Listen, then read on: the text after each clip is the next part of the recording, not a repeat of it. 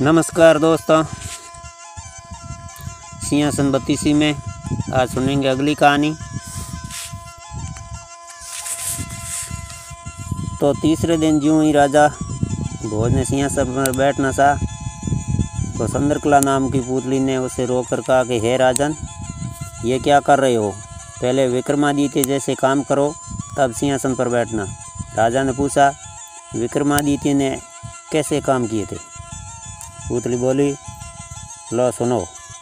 तीसरी पुतली चंद्रकला ने जो कथा सुनाई वह इस प्रकार है कि एक बार पुरुषार्थ और भाग्य में इस बात पर लड़ाई की कि कौन बड़ा है। पुरुषार्थ कहता है कि बगैर मेहनत के कुछ नहीं संभव है, जबकि भाग्य का मानना है कि जैसे जो भी मिलता है भाग्य से मिलता है, परिश्रम की कोई भूमिका नहीं होती। उनके विवाद ने ऐसा उग्र रूप ग्रहण कर लिया कि दोनों ने देवराज इंद्र के पास जाना पड़ा। झगड़ा बहुत ही पेचीदा था, इसलिए इंद्र भी चकरा गए। पुरुषार्थ को वे नहीं मानते थे, जिन्हें भाग्य से ही सब कुछ प्राप्त हो चुका था। दूसरी तरफ अगर भाग्य को बड़ा बताते तो पुरुषार्थ उनका उदाहरण प्रस्तुत करता, जिन्होंने मेहनत से सब कुछ अर्जित किया था। इंद्रदेव असमझ में पड़ गए और किसी निष्कर्ष पर नहीं पहुँचे। काफ़ी सोचने के बाद उन्हें विक्रमादित्य की याद आई। उन्हें लगा कि सारे विश्व में इस झगड़े का समाधान सिर्फ वही कर सकते हैं। तो उन्होंने पुरुषार्थ और भाग्य को विक्रमादित्य के पास जाने के लिए कहा। पुरुषार्थ और भाग्य मानव वेश में विक्रमादित्य के पास चल पड़े। विक्रमादित्य को भी झगड़े का तुरंत कोई समाधान नहीं सूझा। उन्होंने दोनों को 6 महीने बाद आने को कहा। जब वे चले गए तो विक्रमादित्य ने काफ़ी सोचा। समाधान के लिए वे सामान्य जनता के बीच वेश बदलकर घूमने लगे। काफ़ी घूमने के बाद भी जब कोई संतोषजनक हल नहीं खोज पाए तो दूसरे राज्यों में भी घूमने का निर्णय किया। काफ़ी भटकने के बाद भी जब कोई समाधान नहीं निकला तो उन्होंने एक व्यापारी के यहाँ नौकरी कर ली। व्यापारी ने उन्हें नौकरी उनके कहने पर दी कि जो भी काम दूसरे नहीं कर सकते वे कर देंगे। इस शर्त पर राजा विक्रमादित्य एक व्यापारी के यहाँ नौकर रह गए। कुछ दिनों के बाद वह व्यापारी जहाज पर अपना माल लादकर दूसरे देशों में व्यापार करने के लिए समुद्री रास्ते से चल पड़ा। अन्य नौकरों के अलावा उसके साथ विक्रमादित्य भी थे। जहाज कुछ ही दूर गया होगा कि भयानक तूफान आ गया। जहाज पर सवार लोगों में भय और हताशा की लहर दौड़ गई। किसी तरह जहाज एक टापू के पास आया और वह लंगर डाल दिया गया।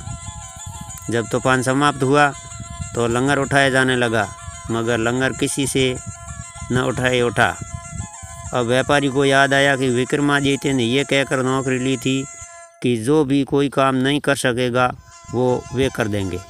तो उसने विक्रम से लंगर उठाने को कहा। लंगर उनसे आसानी से उठ गया। लंगर उठते ही जहाज तेज़ गति से आगे बढ़ गया, लेकिन टापू पर विक्रमादित्य पीछे छूट गए। उनकी समझ में नहीं आया क्या किया जाए। द्वीप पर घूमने फिरने चल पड़े। नगर के द्वार पर एक पट्टिका टंगी थी जिस पर लिखा था कि वहाँ की राजकुमारी का विवाह पराक्रमी विक्रमादित्य से ही होगा। वे चलते चलते महल तक जा पहुँचे। राजकुमारी उनका परिचय पाकर खुश हुई और दोनों का विवाह हो गया। कुछ समय बाद वे कुछ सेवकों को साथ ले अपने राज्य की ओर चल पड़े। रास्ते में विश्राम के लिए जहाँ डेरा डाला वहीं एक साधु की कुटिया थी और उनकी भेंट एक साधु से हुई। तो सन्यासी ने एक माला और एक छड़ी दी। उस माला की 2 विशेषताएं थी। उसे पहनने वाला आदमी अदृश्य होकर सब कुछ देख सकता था तथा गले में माला रहने पर उसका हर कार्य सिद्ध हो जाता था। और छड़ी से उसका मालिक सोने से पूरे कोई भी आभूषण मांग सकता था। सन्यासी को धन्यवाद देकर विक्रमादित्य अपने राज्य को लौटे। एक उद्यान में ठहरकर संग आए सेवकों को वापस भेज दिया तथा अपनी रानी को संदेश भिजवाया कि शीघ्र ही उन्हें अपने राज्य बुला लेंगे। उद्यान में उनकी भेंट एक ब्राह्मण और एक भाट से हुई। वे दोनों काफ़ी समय से उस उद्यान की देखभाल कर रहे थे। उन्हें आशा थी कि उनके राजा कभी उनकी सुध लेंगे तथा उनकी विपन्नता को दूर कर देंगे। विक्रमादित्य पसीज गए। उन्होंने सन्यासी वाली माला भाट को तथा सड़ी ब्राह्मण को दे दी। ऐसी अमूल्य चीज़ें पाकर वे दोनों धन्य हुए और विक्रम का गुणगान करते हुए चल दिए। विक्रम राज दरबार में पहुंचकर अपने कार्य में संलग्न हो गए। समास की अवधि पूरी हुई तो पुरुषार्थ तथा भाग्य अपने फैसले के लिए उनके पास आए। विक्रमादित्य ने फैसला दिया कि भाग्य और पुरुषार्थ एक दूसरे के पूरक है। उन्हें सड़ी और माला का उदाहरण याद आया। जो सड़ी और माला उन्हें भाग्य से सन्यासी से प्राप्त हुई थी, उन्हें ब्राह्मण और भाट से पुरुषार्थ से प्राप्त किया। पुरुषार्थ और भाग्य पूरी तरह संतुष्ट होकर वहाँ से चल दिए। तो विक्रमादित्य ने ये न्याय किया कि भाई दोनों में अपनी अपनी जगह पर पूरक है, एकदम बराबर है। कहानी सुनाकर पुतली बोली कि बोलो राजा, क्या आप में है ऐसा न्यायप्रिय फैसला देने की दक्षता और अमूल्य वस्तु दान देने का हृदय और सामर्थ्य है? राजा फिर सोच में पड़ गए और तीसरे दिन किसी सिंहासन पर नहीं बैठ सके। चौथे दिन चौथी पुतली कामकंदला ने सुनाई विक्रमादित्य की दानवीरता की कथा। तो अगली कथा सुनेंगे अगले भाग में। तब तक आप मेरे चैनल पर बने रहिए और अगर आप मेरे चैनल पर नए हैं तो मेरे चैनल की सदस्यता लेकर घंटी का बटन दबा दीजिए, तो आने वाले वीडियो की नोटिफिकेशन आपको सबसे पहले मिलेगी। और ऐसे ऐसे वीडियो बातें मारवाड़ी आपके लिए मैं लाता रहता हूँ।